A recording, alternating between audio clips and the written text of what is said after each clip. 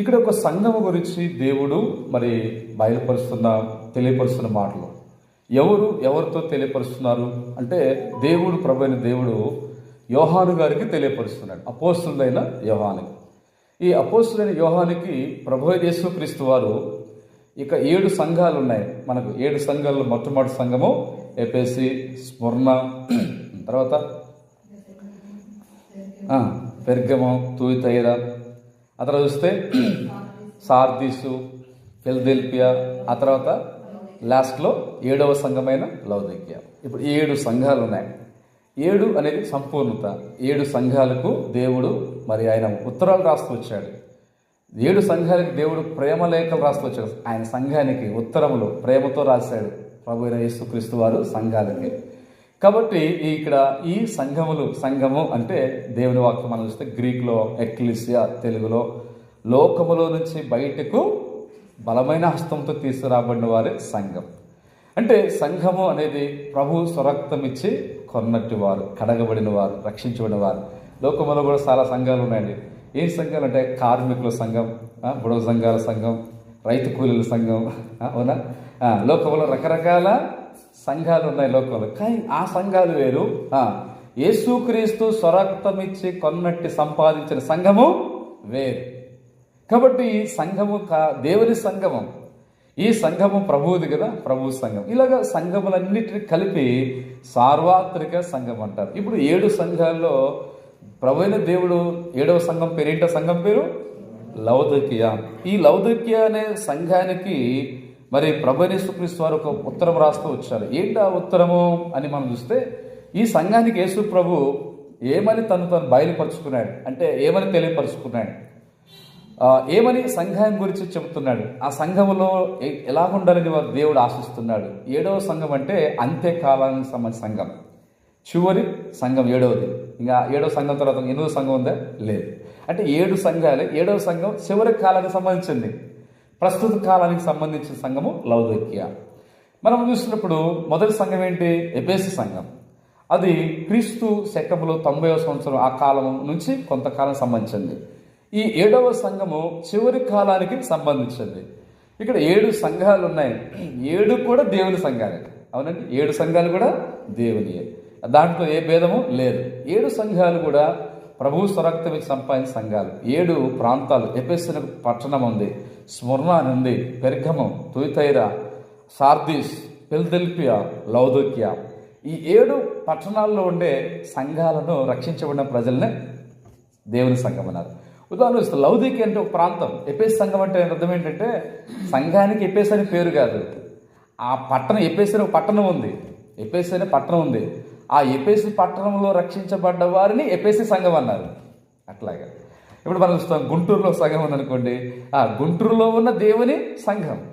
అంతేగా సంఘానికి పేరు గుంటూరు సంఘం అంటారా?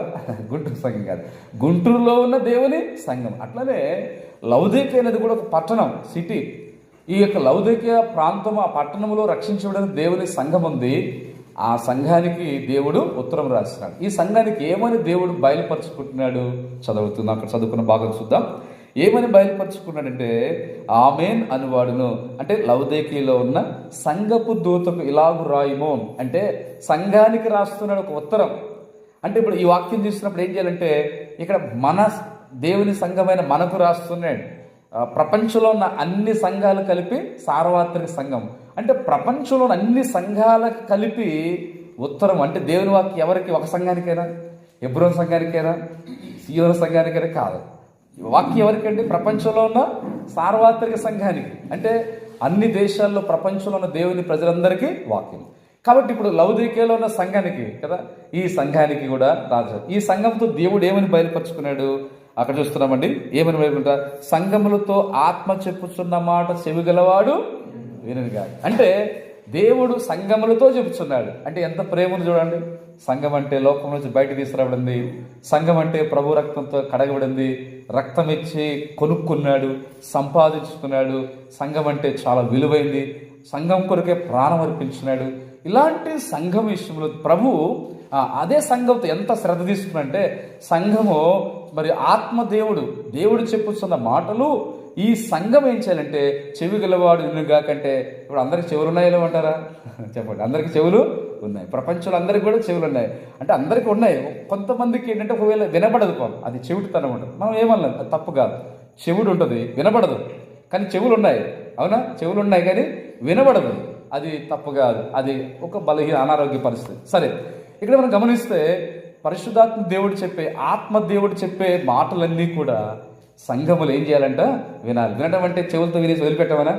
విన్న వాటిని ఏం చేయాలి? మనం పాటించాలి, అనుసరిస్తే అప్పుడు మనం విన్నట్టు. అందుకే ప్రకటన 1:3 ఏంటంటే, ఈ ప్రవచన సంగతులను వినువాడు, చదువువాడు, గైకొనువాడు ధన్యులు. కాబట్టి ఈ దేవుని వాక్యాన్ని మనం చదివితే ధన్యులం అవుతాం. చదువుతున్నాము. మరి ఎవరొస్తులు? చదువు వచ్చిన వారు. చదువు రాని వాళ్ళు ఎట్టా చదవలేదు అనుకోండి, పాపం వాళ్ళకి చదువు లేదు. కాబట్టి చదువు వచ్చిన వారు మనం చదవాలి, ధన్యులం అవుతాం. తర్వాత ఈ వాక్యాన్ని వినువారు, చదువు వచ్చినా రాకపోయినా ఏం చేయొచ్చు? మనం వినవచ్చు కదా, వినవచ్చు. అంటే వినవారు ధన్యులు. ఆ తర్వాత మనం గైకొనివారు. ప్రకటన గ్రంథం 22 చివరిలోకి వచ్చేసరికి ఏం రాబడిందంటే, అక్కడ గైకొనివారు మాత్రం మిగిలారు. అంటే వినేవారు కనబడతలేదు, చదివేవారు కనబడతల్లా. అంటే వినడం చదవడం తప్పని కాదు, కానీ దీనికంటే ప్రాముఖ్యమైన చివరి 22 వచ్చేసరికల్లా అక్కడ గైకొనేవారు మాత్రమే ఉంటున్నారు. దీన్ని బట్టి మనకి ఏమర్థమైంది తెలుసా? చివరికి దేవుని దగ్గర ఎవరుంటారో తెలుసా? వాక్యాన్ని గైకొనేవారే ప్రభుతో ఉంటారు, ప్రభు దగ్గర ఉంటారు. కాబట్టి మనం అలాగ గైకొని అందరూ ప్రభు దగ్గర ఉండాలి, ప్రభువుతో ఉండాలని అది దేవుని ఆశ. కాబట్టి ఇక్కడ మనం చూద్దామండి. ఇక్కడ ఈ సంఘానికి ప్రభు తనను తాను బయలుపరుచుకున్నాడు. ఒక్కొక్క సంఘానికి ఆయన ఒక్కొక్క విధంగా బయలుపరుచుకున్నాడు. ఒక సంఘానికి ఏమంటే, వాడి అయిన 2 అంచుల ఖడ్గం గలవాడు చెప్పు సంగతులు ఏమంటాడు ఒక సంఘానికి బయలుపడి. ఇక్కడ ఈ సంఘంతో ఏమన్నాడు చదువుకుందాం. అక్కడ 14 ఆమేన్ అనువాడును, నమ్మకమైన సత్యసాక్షియు, దేవుని సృష్టికి ఆదీనైన వాడు చెప్పు సంగతులు ఏమనగా. అంటే ఎవరు చెప్తున్నారు ఈ సంగతులు? యోహాను గారు చెప్పట్లేదు. ఎవరు చెప్తున్నారమ్మా? ఇక్కడ ప్రభు అయిన యేసుక్రీస్తు వారు చెప్తున్నారు ఈ సంగతులు. అందుకే యేసుక్రీస్తు వారు చెప్పు సంగతులు ఏమనగా, ఇవి యోహాను చెప్పే సంగతులు కాదు, ఒక మనిషి చెప్పే సంగతులు కాదు, కానీ యేసు ప్రభు వారే ఆ ఉత్తరము ద్వారా చెబుతున్నాడు. ఏం చెబుతున్నాడు? ఆయన గురించి ఏమనుకుంటున్నాడంటే, ప్రభు అంటాడు ఎలాంటి వాడు బయలుపరుచుకున్నాడు. ఎలాగంటి వాడంటే యేసు ప్రభు వారు ఆమేన్ అనువాడంట. ఎలాంటి వాడు యేసు ప్రభు వారైనా? ఆమేన్. ఆమేన్ అనువాడు అంటే, ఆమేన్ అనగా ఏంటి? ఒకసారి ఒక ఆయన కన్నా దేవుని సేవకుడు అంటే ఆయన ప్రభు నమ్మకం అనుకో సాక్షి చెప్తూ వచ్చాడు. వాళ్ళ ఇంట్లో తల్లిగారు ప్రభువు నమ్ముకుందంట. ఈయన నమ్మలేదు, ఈయన ప్రభువుని నమ్మల. ఆయనకి తెలియదు, ప్రార్థన కూడా తెలియదు.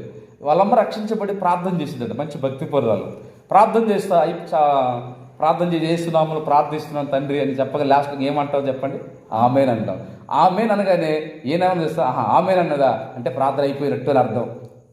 అంటే ఆమేన్ అంటే ఆయన అనుకోండి చేస్తా ప్రార్థన అయిపోయింది అని. అంటే ఆమేన్ అంటే ఒక విధంగా ప్రార్థన అయిపోయింది, అసలు అర్థం ఏంటి తెలుసా? అయిపోయిందని కాదు. ప్రార్థన ఆమేన్ అంటే అర్థం ఏంటి? అది అలాగ జరుగును గాక, అవునా, కలుగును గాక, నెరవేరాలి అంటే నెరవేరును గాక, జరుగును గాక. కానీ ఆయన ఏమనుకున్నాడంటే, ఓహో మా అమ్మ ప్రార్థన చేస్తుంది, ఆయనకు తెలియదు ప్రార్థన. ఆమేన్ అన్నదంటే అయిపోయింది ప్రార్థన అనుకున్నాడు. అయిపోయింది అనుకోవడం కాదు, కానీ ఆమేన్ అంటే అర్థం ఏంటంటే చేసిన ప్రార్థనకు దేవుడు ఏం చేయాలంట? అలాగా చేయునుగాక, జరిగించు. మనం కూడా ప్రార్థన చేస్తాం, మనము దేవుని అడుగుతాం, దేవుని కార్యాలు మనలో జరగాలి. ప్రభువు కనుక ఆమేన్ అన్నాడంటే ఏమైతే కార్యాలు జరుగుతాయి, నెరవేరుతాయి. ఒక అవసరం ఉంది, మనకు ఆత్మీయ అవసరం ఉంది, భౌతిక అవసరం ఉంది. ఒక వ్యక్తి రక్షణ పొందాలని ప్రార్థన చేస్తున్నాం, ప్రభు ఆమేన్ అన్నాడంటే ఆ వ్యక్తి ఏమవుతాడు? రక్షణ పొందుతాడు. ఒక వ్యక్తికి వివాహం కావాలి, బిడ్డలకు, వారి వివాహ విషయంలో దేవుడు ఆమేన్ అంటే జరిగిపోతుంది. అట్లే ఆమేన్ అనువాడు. ఎవరనాలి ఆమేన్? చెప్పండి, ఎవరనాలి? మనము కూడా ప్రార్థనలో చివరిలో ఆమేన్ అంటాం. ఓకే, మనకంటే ముఖ్యంగా ఎవరనాలి? యేసుక్రీస్తు ప్రభువారు ఆమేన్ అనాలి. అప్పుడే ఆ కార్యం జరిగింది. ఆయన యేసు ప్రభు ఆమేన్ అనకుండా మనం ఎంతమంది ఆమేన్ ఆమేన్ ఎన్నన్నా కానీ ఏ మాత్రం కార్యాలు జరగదు. కాబట్టి యేసు ప్రభువారు మాత్రం ఏమనాలి? మనల్ని ఆమేన్. అందుకే ఆయన ఏమని బలి? 1 ఆమేన్ అనువాడు. నెంబర్ 2 రెండవది నమ్మకమైన, అంటే ఫెయిత్ఫుల్ గాడ్, అంటే నమ్మకమైన వాడు. యేసుక్రీస్తు ప్రభువారు ఎలాంటి అంటే ఆయన నమ్మకమైన వాడు. కొద్ది సౌండ్ తగ్గించాం అమ్మికి వస్తుంది. అంటే రెండవది యేసు ప్రభు నమ్మకమైన వాడుగా మనం చూస్తున్నాం. మన ప్రభు ఎలాంటి వాడు చెప్పండి? నమ్మకమైన కదా. దేవుడు నమ్మదగిన వాడు, ఆయన కుమారుని సహవాసం మిమ్మల్ని పిలిచిన దేవుడు నమ్మదగిన వాడు. అంటే దేవుడు నమ్మకమైన వాడు. అయితే మనము కూడా ఎలాగుండాలని కోరుతున్నా దేవుడు ఆశిస్తున్నాడు చెప్పండి? మనము కూడా ఆయన బిడ్డలమైన మనము కూడా నమ్మకమైన వారుగా. ప్రభువు నమ్మదగిన వాడు, రెండవది. అందుకే నమ్మకమైన వాడు. మూడవది సత్యసాక్షి, అంటే the witness of truth. Satyasakshi. యేసుక్రీస్తు ప్రభువారు ఎలా అంటే సత్యసాక్షి, అంటే సత్యమునే సాక్ష్యం ఇస్తాడు, అంటే సత్యము గురించి. అందుకే పిలాతులు అడిగాడు, అయ్యా నువ్వెవరు, ఎందుకు వచ్చాడు? ప్రభు అంటాడు, నేను సత్యమును గురించి సాక్ష్యం ఒకటకు వచ్చి తినన్నాడు. అంటే సత్యం అంటే ఏమిటి అంటాడు. వాట్ ఈజ్ ట్రూత్ అంటే సత్యం అంటే ఏంటి? I'm the truth. యేసు ప్రభువే సత్యము. యేసు ప్రభువారు సత్యవంతుడై ఉన్నాడు. ఆయనే సత్యము, ఆయన వాక్యము సత్యము, ఆయన వాక్య సారాంశము సత్యమై ఉన్నది.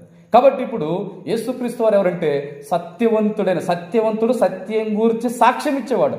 సత్య సాక్షి అంటే సత్యాన్ని గురించి ఏం చేస్తాడు? ఆయన సాక్ష్యం ఇస్తాడు, సత్య సాక్షి. మూడవది. ఆ తర్వాత 4 చూస్తే దేవుని సృష్టికి ఆదియునైన వాడు చెప్పు సంగతులు ఏమనగా. దేవుని సృష్టికి ఎవరంట ఆయన? ఆది అంటే మొదట. గ్రీకులో అల్ఫా అంటారు. అల్ఫా అంటే మొదట కదా. ఇంగ్లీష్లో మనం వస్తే బిగినింగ్, మొదట. And I'm the beginning and ending. Alpha omega, ఆది అంతం.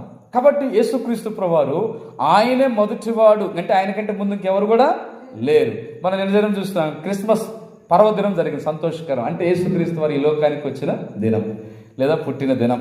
కాబట్టి అయితే మరి చాలామంది ఏమంటారు, యేసు ప్రభువారు 2000 సంవత్సరాల క్రితం పుట్టాడు కాబట్టి ఇప్పుడే ఉన్నాడు కదా, అప్పుడే కదా అని చాలామంది హేతువాదులు, మతోన్మాదులు తెలియక వాళ్ళు ఏమంటారంటే క్వశ్చన్ వేస్తూ ఉంటారు. యేసు ప్రభు ఈ మధ్య కదండి, 2000 సంవత్సరాల క్రితం కదా వచ్చిందంటారు. కానీ వాస్తవానికి వచ్చింది 2000 సంవత్సరాల క్రితమే. కానీ ఆయన ఇక్కడ రాకముందు ఎక్కడున్నాడంటే ఆయన పరలోకములో ఉన్నాడు, తండ్రి దగ్గర. అప్పుడు ఉన్నాడా లేడా? ఉన్నాడు. ఉన్నవాడు, అదే ఉన్నవాడు అనువాడు. ఉన్నవాడైన దేవుడు మానవ రక్షణ కొరకు 2000 సంవత్సరాల క్రితం ఈ లోకానికి అందించాడు. కాబట్టి ఆయన 2000 క్రితం వచ్చినట్టు 2000 సంవత్సరాలకు సంబంధించిన ఆయన కాదు, ఆయనే సృష్టికి మొదటివాడు. అందుకే రండి, ఆయనే మొదటివాడంట, ఆయన తర్వాత ఇంకెవరైనా కాదు. కాబట్టి యేసు ప్రభువారు సర్వ సృష్టికి మొదటివాడునని ఈ యొక్క లౌకిక సంఘంతో తాను బయలుపరుచుకుంటున్నాడు. అంటే ఎలాంటి వాడంటే, ఒకటి ఆమేన్ వాడు, రెండవది నమ్మకమైన వాడు, మూడవది సత్యసాక్షి, నాలుగవది సర్వ సృష్టికి ఆది అయిన వాడు అని బయలుపరుచుకున్నాడు. ఇప్పుడు ఈ లౌకిక సంఘం అనగా మనం ఏం చెప్పుకున్నామంటే, ఇది చివరి సంఘం, 7వ సంఘం. ఈ చివరి కాలానికి సంబంధించింది. ప్రస్తుతం ఈ కాలం ఏ కాలం చెప్పండి? చలికాలం. వెరీ గుడ్, మంచి వాడు చెప్పారు. మొన్న ఎలంపూడిలో కూడా మీటింగ్కి వెళ్తే అక్కడ కూడా బైబిల్ స్టడీకి వచ్చి ఇది కూడా ప్రకటన గ్రంథం చెప్తున్నాము. రైట్. అంటే వాస్తవం చలికాలం కరెక్టే. అసలే ఇంకొక ఆత్మీయ అర్థం చూస్తే ఏ కాలం ఇది? ఏ కాలం చెప్పండి? ఏ కాలం ఇది? ప్రభు రాకడ. రైట్. భౌతికంగా చూస్తే చలికాలమే, అది కూడా తప్పేం కాదు. ఆధ్యాత్మికంగా చూస్తే ఏ కాలం ఇది? యేసు ప్రభు వచ్చే కాలం, కృపాకాలం కూడా ఓకే. అంటే దీంట్లో ఇప్పుడు మనం కృపాకాలం, యేసు ప్రభు రాకడ కాలం, ఇది యేసు ప్రభు వచ్చే కాలం. యేసు ప్రభు వచ్చే కాలమా, లేకపోతే నిన్నే పుట్టాడు కదండి ఇంకా టైం ఉందంటారా? నిన్నే పుట్టాడంటారా? కాదు కదా. కాబట్టి యేసు ప్రభు ఆల్రెడీ పుట్టి 2000 సంవత్సరాల పైన అయింది.